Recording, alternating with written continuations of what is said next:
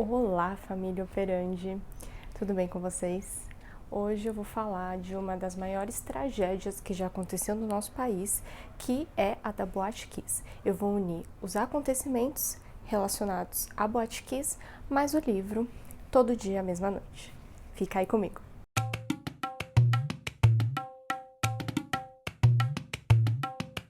Eu vou começar pelo livro e depois eu passo para os acontecimentos processuais do caso que infelizmente não tiveram um desfecho até o presente momento. No dia 27 de janeiro de 2013, por volta das 23 horas, Dornelles, um socorrista do SAMU e sua esposa estavam passando exatamente em frente à casa noturna Boate Kiss, que ficava no bairro de Santa Maria, no Rio Grande do Sul. Bom, a nossa história começa quando, por volta das 23 horas da noite, o socorrista do SAMU, Dornelles, e sua esposa estavam passando em frente à casa noturna Boate Kiss, que ficava no bairro de Santa Maria, no Rio Grande do Sul. Era por volta das 3h30 da madrugada do dia 27 de janeiro de 2013, quando o Dornelles recebe uma ligação de um outro plantonista do SAMU. E assim que o telefone tocou, o Dornelles já sabia que algo muito sério havia acontecido, e do outro lado da linha, uma voz desesperada falava: "Fogo, cara, é fogo, tá pegando fogo." E o Dornelles fala: "O que aconteceu? Aonde?"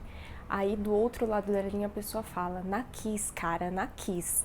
Então, imediatamente, o Dornelles se dirige pro local, a casa noturna da Kiss.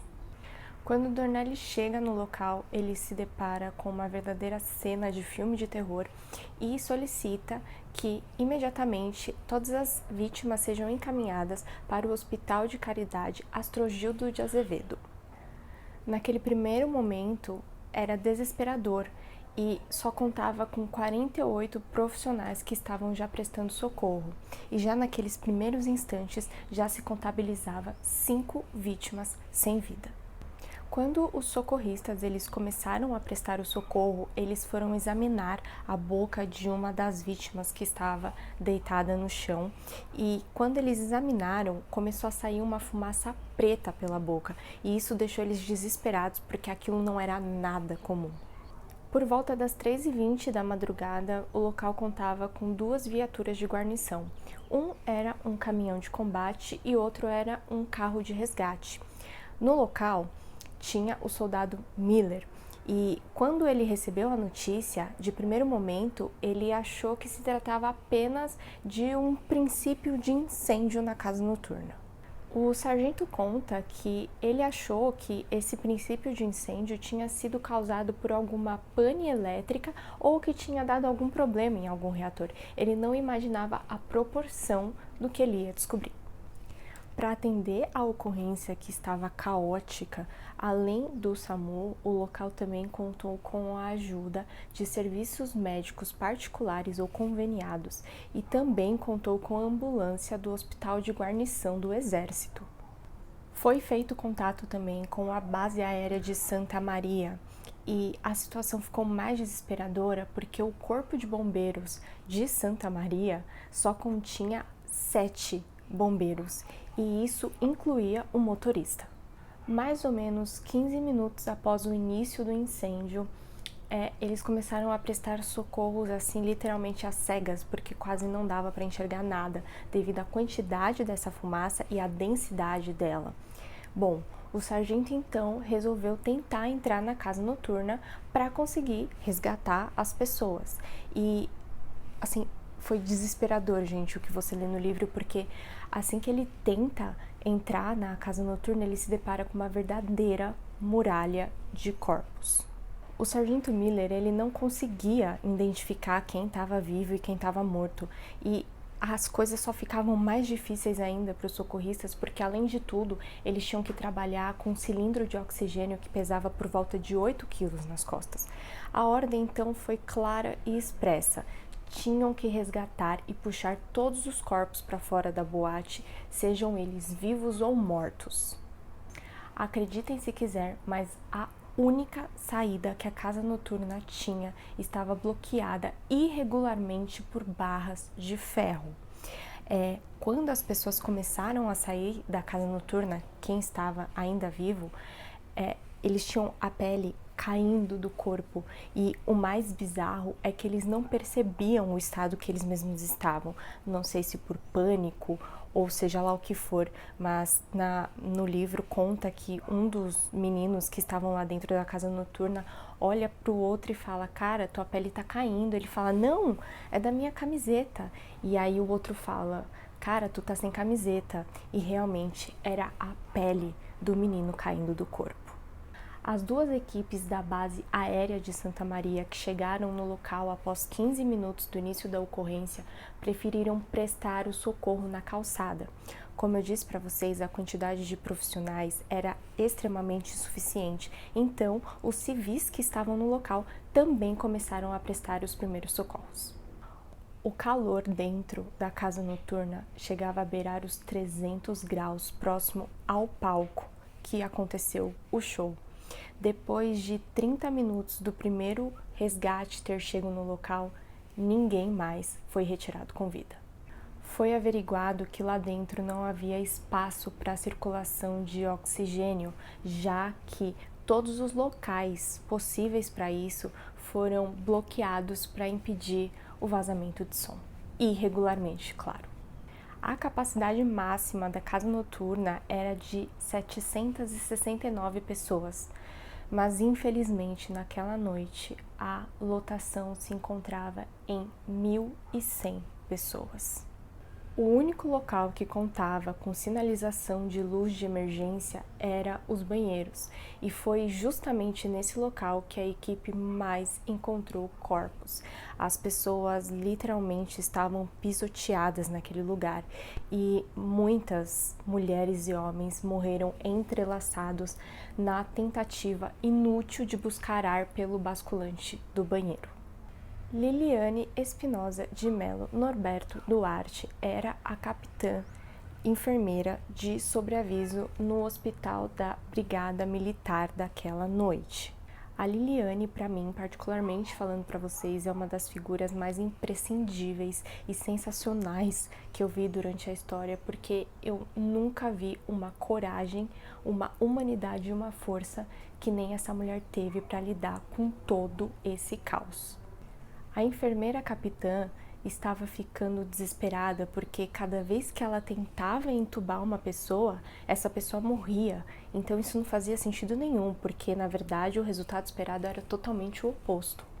Porém, quando a Liliane começou a prestar atenção de fato no rosto das vítimas, ela percebeu que todos continham uma fuligem preta na entrada do nariz e todos tinham uma espuma branca saindo da boca, o que ela chegou à conclusão que claramente era uma intoxicação por fumaça. Eu tenho que falar aqui para vocês que foi um dos livros mais difíceis que eu já li e eu não me abalo facilmente. Tem uma parte que a Liliane, a capitã, enfermeira da Brigada Militar desse hospital, ela passava pelas vítimas e ouvia muitos telefones celulares tocando, cada um com um som, e você notava no visor que todos tinham quase a mesma identificação: mãe, vó, pai, casa, mamãe. Eu não consigo imaginar a força e o profissionalismo que uma pessoa tem para ter que lidar com uma situação dessa. Existe um protocolo de urgência e emergência que proíbe que qualquer profissional ou pessoa atenda o telefone de alguma vítima que esteja acontecendo em alguma ocorrência. Isso porque tem o intuito de fazer com que não se espalhe ou se passe qualquer informação ou notícia falsa. Sendo assim, os celulares eles só podem ser acessados ou ser atendidos após a comunicação oficial da morte e o reconhecimento do corpo. As vítimas que começaram a chegar ao hospital, elas tinham em comum insuficiência respiratória, uma secreção preta saindo pela boca, além de ter borracha derretida fundida à pele e face, corpo, todas as partes possíveis queimadas. O IML não conseguiria comportar todas as vítimas. Então a ordem foi que os corpos fossem direcionados para o Centro Desportivo Municipal Miguel Servi Vieiro, conhecido como Farrezão. A partir daí a leitura fica extremamente difícil. O que começou a acontecer? Não tinha maca para todo mundo, porque a maca estava sendo usada no SAMU, né, nos primeiros socorros. Então, no ginásio, os corpos eles eram colocados em cima de uma lona e também começou a não ter mais espaço suficiente e os corpos tiveram que começar a ser amontoados, colocados um em cima do outro. Foi contabilizada a retirada de cerca de 200 corpos de dentro da casa noturna e mais dessa metade retirada foi removida do banheiro masculino e feminino. No ginásio, a ordem foi que os corpos masculinos eles iam ficar à esquerda da entrada e os corpos femininos à direita. O ginásio contava com 750 metros quadrados e, incrivelmente, ele ficou abarrotado de 3 fileiras de mortos de cada lado. Curiosamente, os rapazes da casa noturna, as vítimas, estavam bem menos lesionados. Alguns só tinham ferimentos de salto, provavelmente porque foram pisoteados na loucura que aconteceu, mas as mulheres estavam bem mais feridas e muitas delas não portavam bolsa, o que dificultou muito mais o reconhecimento do corpo. Aqui fica um alerta para vocês, particularmente com base em tudo que eu já li, estudo e pesquiso. Sempre que vocês forem sair, já que o celular é um item que ninguém, né, deixa de lado, coloquem RG, CNH dentro da capinha do telefone, andem sempre com uma bolsa, com qualquer coisa pequena, mas sempre portem um documento de identidade, porque a gente nunca sabe quando vai precisar. E também aconselho vocês a deixar anotado em algum lugar o tipo sanguíneo de vocês. Por ser quase que uma regra, né? O sangue O negativo, que inclusive é o meu, ele é doador universal, ou seja, todo mundo pode receber o O negativo. Só que ele tem muito pouco disponível nos bancos de sangue. Então, se você tem uma identificação do seu tipo sanguíneo, já facilita muito também quando você precisar, e Deus queira que não precise, de algum socorro. No Brasil, o incêndio da Boate Kiss foi o segundo maior, se tratando em número de vítimas. Ele só perdia para um incêndio que aconteceu no Gran Circo norte-americano de Niterói em 1961, que contabilizou 500 vítimas. Porém, as características da fatídica noite do dia 27 de janeiro de 2013 estava direcionando o fato para ser um dos maiores do mundo em caso de incêndio. A FNSUS, Força Nacional do Sistema Único de Saúde, que é composta por profissionais que são voluntários e prestam socorro em casos de calamidade, chegaram na Boate Kiss na tarde de domingo. Eles levaram com eles 30 ventiladores artificiais, 30 oxímetros, 15 monitores, 22 respiradores e 200 ampolas de imunoglobina antitetânica. A humanidade do ser humano foi testada naquela noite da Boate Kiss porque, além de tudo que os familiares das vítimas estavam passando, eles ainda tiveram que enfrentar 2 problemas. O primeiro, não tinha caixão para todo mundo. Pasmem. E o segundo problema é que, e isso me deixou muito inconformada, é que apesar do que aconteceu, houve uma inflação no mercado funerário, chegando o pacote de serviço funerário a custar R$10.000. Bom, chegaram à conclusão de que o que matou as pessoas no incêndio da Boate Kiss foi que eles foram envenenados pelo mesmo gás letal que foi construído nas câmaras de gás, nos campos de concentração da Segunda Guerra Mundial. Aqui uma curiosidade técnica para vocês, mas a coloração, né, dos corpos e no geral fica rosada quando acontece asfixia por monóxido de carbono. Esse gás ele é muito comum em casos de incêndios estruturais, ou seja, incêndios que ocorrem em locais fechados. Cada vez que se fuçava mais para saber o que acontecia, mais era desesperadora a situação. Bom, foi descoberta uma alta saturação no oxigênio venoso das vítimas, ou seja, isso indicava a presença de outro tipo de gás.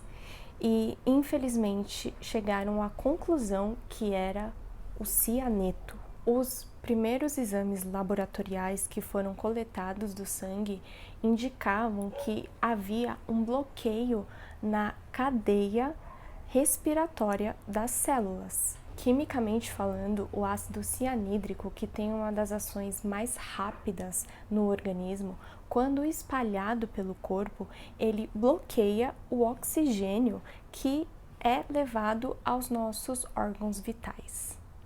O antídoto que é conhecido por bloquear a intoxicação aguda por cianeto é a hidroxicobalamina, que é derivada da vitamina B12.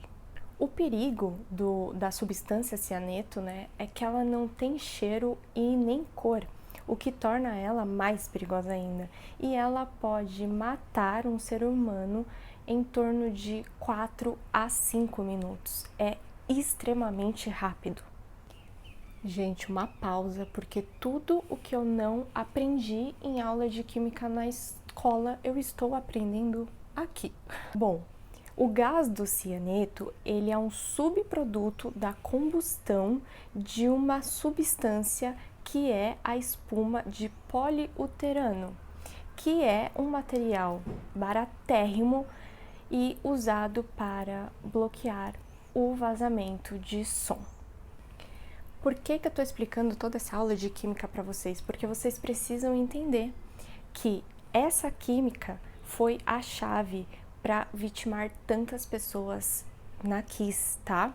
Os revestimentos acústicos de qualidade que são indicados e são próprios para fazer, né, o bloqueio de vazamento de som em locais indoors, né, em locais fechados, eles são anti-chamas e são não inflamáveis, ou seja, eles não produzem a substância do cianeto.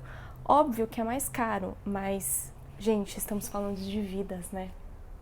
Lendo o livro e pesquisando, né, a gente chega à conclusão que a tragédia da Boate Kiss era uma tragédia anunciada.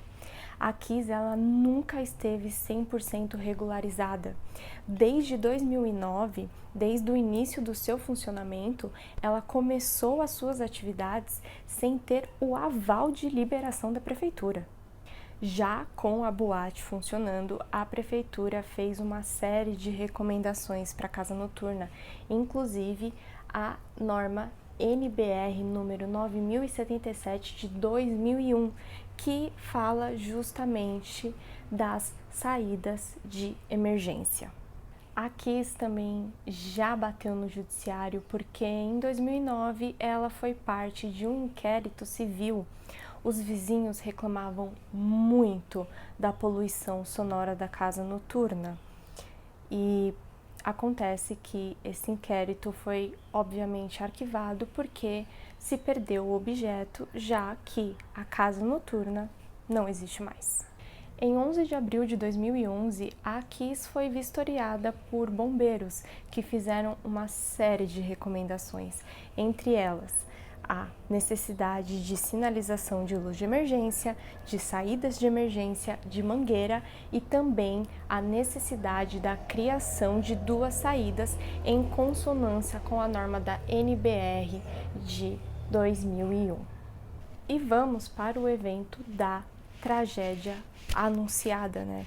porque no ano que aconteceu essa vistoria, que foi em 2011, 3 funcionários da casa noturna, sem nenhum conhecimento técnico, foram instalar essa espuma, né, de poliuretano que eles compraram em uma loja de colchões da cidade, e eles revestiram o teto da casa noturna e as paredes laterais. Isso porque, por causa do inquérito, eles tiveram que assinar um termo de ajustamento de conduta juntamente com o Ministério Público. Foi comprada entre os anos de 2011 e 2012 12 mantas de espuma piramidal para fazer o revestimento acústico da casa noturna. Quero voltar a lembrar para vocês que esse tipo de material, para esta finalidade de revestimento acústico, é terminantemente proibido por lei municipal. Não sei se vocês vão chamar de castigo divino, de força do destino ou de acerto de contas, mas 2 desses 3 funcionários que instalaram essa espuma na casa noturna com cola de sapateiro morreram no incêndio. Quem fez a solicitação dessa instalação das espumas para esses funcionários foi um dos sócios da Kiss, o Elisandro Spor. Eu acho que é assim que pronuncia o sobrenome dele, mas eu vou deixar aqui para vocês. Aqui, se vocês me permitem, eu vou pegar alguns dados para falar para vocês com exatidão, porque a Kiss, ela funcionou por 41 meses e 27 dias sem alvará sanitário, funcionou por 20 meses sem licença de operação ambiental, funcionou por 17 meses sem o alvará de prevenção e proteção contra incêndio e funcionou por 7 meses sem o alvará de localização. Iria haver, um show na casa noturna naquela noite, e eu já vou entrar nos detalhes processuais e mais técnicos ainda para vocês, mas o Luciano, ele, para fazer um show pirotécnico naquela noite, ele comprou fogos, chama Sputnik, um dos fogos, o outro chama Chuva de Prata e o outro é um tal de Skib. O Chuva de Prata, para vocês terem noção, custa R$ 2,50. E se vocês fizerem uma pesquisa, e também o livro fala, que fogos de artifícios especiais, para locais fechados, chegam a custar em média R$ 50. Bom, a tragédia começou quando a faísca do fogo de artifício atingiu o teto da casa noturna, que era revestido da espuma que eu falei para vocês, poliuretano, que é extremamente inflamável. Bom, a partir do momento que teve essa faísca, o fogo se alastrou extremamente rápido pela boate. Bom, peço que vocês tenham paciência, tá, com esse vídeo, porque não tem como ser um vídeo objetivo e rápido. Estamos falando de uma das maiores tragédias mundiais em relação à derivação de incêndio, E tem muita informação para vocês. E eu não vou ser do tipo que vai ser objetiva sem passar informações certas, tá? Então tenham paciência e fiquem comigo, porque vale muito a pena. Bom, vamos começar essa linha do tempo com o ato mesmo que derivou a tragédia, No dia 27 de janeiro de 2013, iria haver um show da banda Gurizada Fandangueira na Boate Kiss. E tudo começou porque eles iam fazer um show pirotécnico dentro da casa noturna e, ao disparar um dos fogos de artifício, a faísca atingiu o teto e saiu pegando fogo a casa noturna inteira. No dia 28 de janeiro de 2013, o Ministério Público do Rio Grande do Sul, ele decreta a luta oficial. E nesse mesmo dia é expedido a prisão temporária dos 4 acusados, sendo eles os 2 sócios da Boate Kiss e 2 integrantes da banda. Bom, caso você não saiba, eu sou bacharel em Direito, estudo Criminologia e eu vou dar só uma pinceladinha para vocês não ficarem perdidos e também porque é interessante saber, né? Porque a gente vê muito na televisão a diferença de prisão temporária e prisão preventiva. Bom, na prisão temporária, o juiz ele expede esse tipo de prisão mais para ter o acusado sob a vigilância, né, das autoridades e também para que as investigações possam fluir de maneira mais tranquila para haver a coleta de provas. Já na prisão preventiva, o juiz expede esse tipo de prisão para que o acusado realmente não atrapalhe as investigações ou que até mesmo possa existir o caso de uma possível fuga. Bom, aqui eu vou falar, na verdade, dos pontos principais dessa linha do tempo, porque senão vocês iam cansar e, enfim, é muita coisa que aconteceu. Mas já em março de 2013, o juiz converte a prisão temporária dos 4 acusados para prisão preventiva. Em 2 de abril de 2013, o Ministério Público entra com a denúncia por homicídio e tentativa de homicídio com dolo eventual pelas qualificadoras de asfixia, fogo e torpeza, os 4 acusados. E já no dia seguinte, no dia 4 de abril, a Justiça aceita a denúncia feita pelo MP. Mas, no dia 25 de maio de 2013, por unanimidade, a primeira Câmara Criminal do Tribunal de Justiça do Rio Grande do Sul revoga a prisão dos 4 acusados e eles então passam a responder em liberdade. No dia 26 de dezembro de 2013, é publicada então a Lei Kiss, que diz respeito às normas de combate a incêndio, bem como às áreas que correm risco iminente de incêndio no estado. Aí pulamos para 27 de julho de 2016, onde a Justiça resolve aceitar a pronúncia em face dos 4 acusados, né, os 2 sócios da boate e os 2 integrantes da banda, e é decidido que eles irão para júri popular. Só para explicar, quando eu falei para vocês que eles estão sendo acusados, né, por homicídio com dolo eventual, o dolo eventual é um tipo de crime que ocorre que, mesmo que o agente não queira produzir de fato o resultado, ele assume a responsabilidade do fim que teve, né? No caso da Boate Kiss, por mais que ninguém queira que houvesse, né, que tivesse acontecido um incêndio, a partir do momento que eles colocaram uma espuma terminantemente proibido por lei, sabendo que era altamente inflamável, enfim, eles assumiram o risco que podia acontecer alguma coisa. Gente, começou a acontecer uma verdadeira batalha processual, né? No caso, a defesa começou a entrar com várias estratégias e o Ministério Público também, tiraram eles da prisão, tentaram colocar de novo e numa decisão dos desembargadores, eles decidiram tirar as qualificadoras. Caso você seja leiga ou não sabe, qualificadoras é o que torna, né, o crime mais grave e também aumenta a sua pena. No Código Penal, nós temos diversos tipos de qualificadora, então elas são como se fossem uma agravante para determinar a pena. No dia 1º de dezembro de 2017, todo mundo entra em desespero porque a primeira Câmara Criminal decide que os 4 acusados não irão mais a júri popular. E aí o Ministério Público avisa que vai recorrer da decisão, obviamente. Bom, e aí acontece muita coisa nesses 2 anos, mas no dia 18 de junho de 2019, agora há pouco, a 6ª turma do Supremo Tribunal de Justiça aceita um recurso, né, que o Ministério Público entrou e decide que os 4 acusados irão sim para o Tribunal do Júri. No dia 14 de outubro de 2019, a primeira Câmara Criminal, ela decide pela cisão do julgamento, ou seja, o julgamento iria ser dividido, né, em 2 partes, ou seja, seriam 2 tribunais do júri.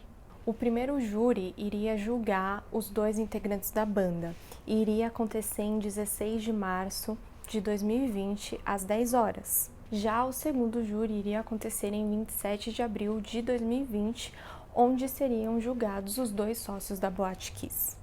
Bom, gente, na verdade, foi travada uma verdadeira batalha judicial, porque 3 dos 4 acusados, né, a defesa estava pedindo que o julgamento, né, a competência do julgamento fosse em qualquer outro foro de Porto Alegre, mas que não fosse em Santa Maria pela comoção do caso, por estar envolvida muita emoção, então eles achavam que o júri não ia conseguir ser imparcial.